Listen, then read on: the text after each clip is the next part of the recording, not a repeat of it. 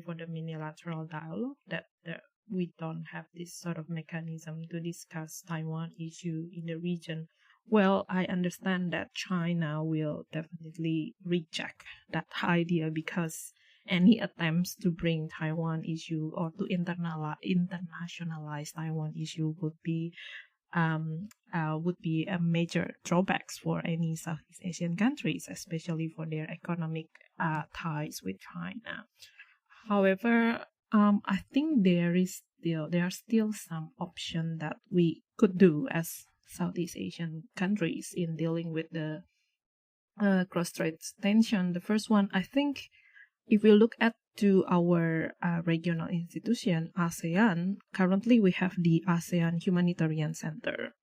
However, their role mainly focused on the disaster management. So we need to enforce the role of the ASEAN Humanitarian Center in dealing with conflict management, not only in Taiwan Strait, but also like for the South China Sea disputes that were Philippines heavily involved in that area, in that conflict. The second one, I think it is the most crucial thing, that we need to send a correct message to Taiwan, China, or even the US, that whoever uses military force and provokes to change the status quo should bear the responsibility.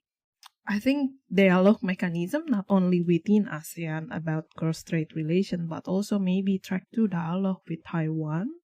We could definitely resurrect several dialogue like ASEAN East ISIS dialogue that has been on and off for several years. That might be one option where we can have a view from our Taiwanese counterpart, and maybe trying to include Taiwan in several regional dialogue that we have in the region, because even if we look at Shangri-La dialogue, Taiwan was excluded, but then Taiwan is the main issue of the main agenda of the dialogue. So it is quite bizarre actually to exclude Taiwan